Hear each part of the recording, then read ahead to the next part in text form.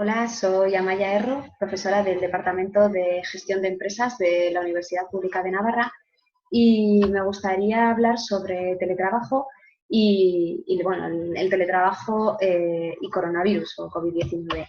Voy a plantear una presentación dividida como en tres situaciones. El teletrabajo antes del COVID-19, lo que llamamos la situación previa al COVID, el teletrabajo durante el estado de alarma o la convivencia teletrabajo y COVID, y me atreveré a hacer algunas estimaciones de futuro en cuanto a cómo puede, bueno, cuál puede ser la situación de futuro del trabajo remoto.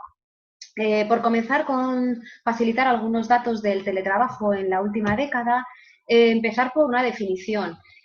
Cuando hablamos de teletrabajo, estamos hablando de realizar parte de los trabajos en un lugar distinto a las instalaciones de la empresa y usando tecnología. Es decir, para que haya teletrabajo se tienen que dar estas dos condiciones, el lugar y el uso de la tecnología. Parecía que el teletrabajo, bueno, pues iba, conforme avanzaba la tecnología, que el teletrabajo iba a crecer cada vez más, pero realmente esto no ha sucedido. De hecho, bueno, pues esa previsión no se cumplió y el teletrabajo no despuntó al ritmo que se esperaba. Yo recuerdo hace ya más de 15 años, cuando empezamos a realizar algunas investigaciones sobre teletrabajo, que siempre, bueno, pues todos los estudios decían que se preveía, bueno, pues ese despunte, ¿no?, del teletrabajo, y al final era la falsa promesa, nunca sucedía. Si me llegan a decir que hace 15 años que iba a despuntar ahora con la situación derivada del coronavirus, la verdad es que, vamos, que nunca hubiera acertado, ¿vale? Respecto al marco legislativo, hay un acuerdo marco europeo para teletrabajo que lo que fija son una serie de recomendaciones para los Estados miembros, para Europa.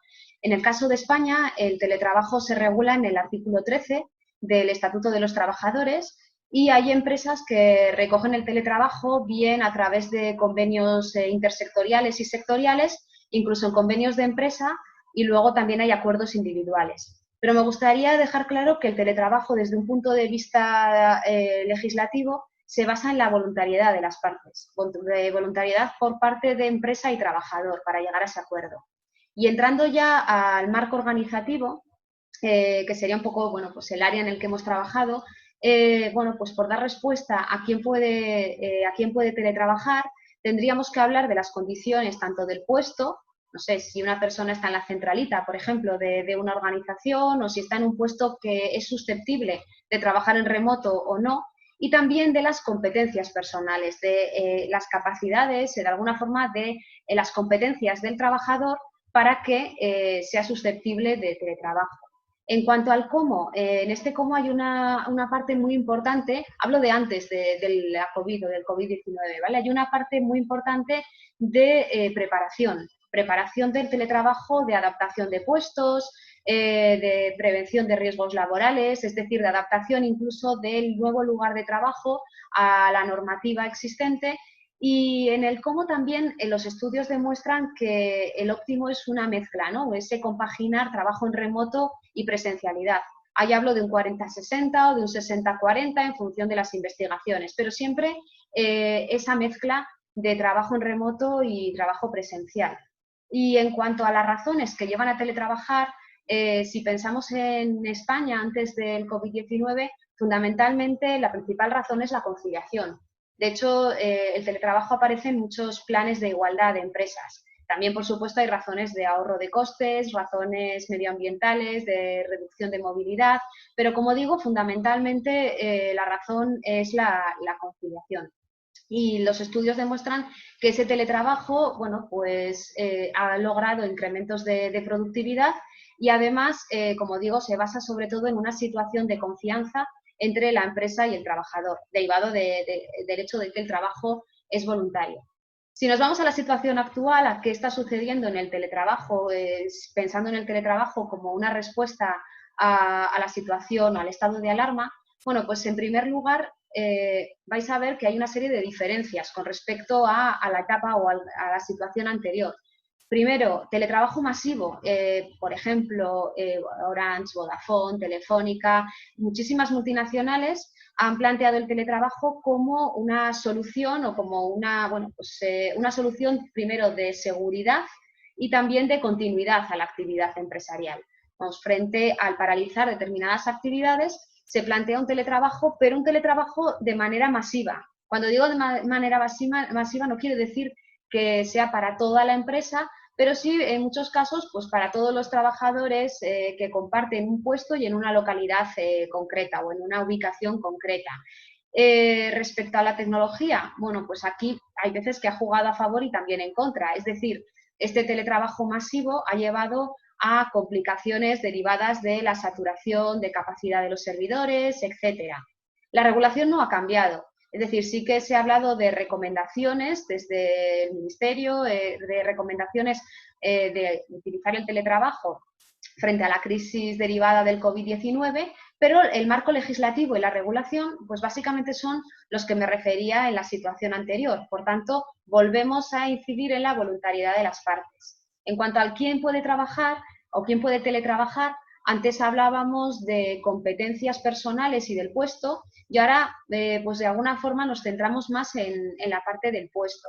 Y en el cómo teletrabajar, bueno, pues la verdad es que la situación no ha dado lugar a demasiada preparación. Es decir, que no existen muchas veces esos planes previos de preparación de puesto, etcétera, y tampoco muchas veces esa combinación entre teletrabajo y presencialidad. Por supuesto que hay momentos, o sea, o hay personas ahora que combinan trabajo en remoto y presencialidad, pero si comparamos a nivel general tenemos un porcentaje muy fuerte de trabajo en remoto. Y también una diferencia en empresas que ya teletrabajaban antes o no, es decir, en empresas con o sin experiencia previa en ese teletrabajo. En el porqué ya lo hemos comentado, seguridad, continuidad de la actividad empresarial y bueno, pues derivado de esa implantación masiva, derivado de esa falta de previsión, se están empezando a dar los primeros resultados en investigaciones que muestran que esta situación de teletrabajo está provocando determinadas situaciones o incremento de estrés en los teletrabajadores. A futuro, bueno, pues la verdad es que me puedo equivocar, ¿vale? En todas estas previsiones, pero yo creo que el teletrabajo ha llegado, como pongo ahí, ha llegado para quedarse. Es decir, que de alguna forma esta situación sí que ha permitido una especie de experimento a gran escala, una especie de experimento mundial del teletrabajo y además unido a un cambio social. Por tanto, bueno, pues sí que creo que el despunte de teletrabajo bueno, pues que se está produciendo precisamente ahora y que el teletrabajo continuará a futuro. La verdad es que hace ya un par de semanas, yo creo, comentaba que, bueno, pues que es probable que todo esto lleve al desarrollo de una normativa propia, una normativa específica, en el caso de España, para regular el teletrabajo. Y, de hecho, ya ha habido algún anuncio por parte del Ministerio sobre la intención de adaptar esta normativa. Realmente hay países en Europa que no tienen una normativa específica. Pienso, por ejemplo, en los países nórdicos y sí tienen un alto grado de implantación del teletrabajo.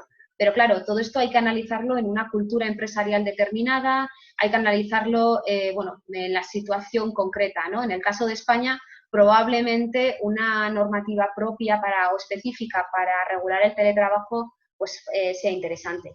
En cuanto a futuro, al quién puede teletrabajar, yo creo y confío que volveremos a analizar tanto puesto como competencias y en el cómo, que es la parte que más me interesa incidir, con previsión, es decir, con planes previos para la adaptación del puesto, etcétera, y también con esa combinación entre presencialidad y trabajo en remoto, 60-40, 40-60, pero no un 100% de trabajo en remoto, porque al final, bueno, pues el trabajo en remoto tiene una serie de ventajas, pero también tiene una serie de inconvenientes. Y de cara a incrementar la comunicación, favorecer el trabajo en equipo, etcétera, pues la combinación entre presencialidad y trabajo en remoto yo creo que es clara.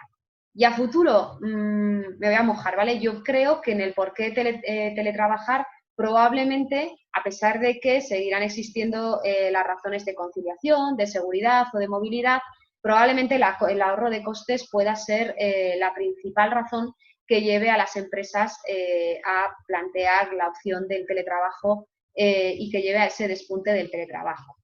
En todo caso, como digo, sí que creo que hay una diferencia entre el teletrabajo antes del COVID o de la COVID, el teletrabajo que estamos experimentando durante estos días, durante estas semanas, estos meses o, bueno, durante el tiempo del estado de alarma y la situación futura del trabajo en remoto. Y sí que me parece importante, bueno, pues incidir tanto en la situación de teletrabajo y en cómo esto va a dar lugar a, bueno, pues a un futuro diferente y probablemente también a unas relaciones de trabajo diferentes, que me parece que será necesario estudiar en mayor detalle.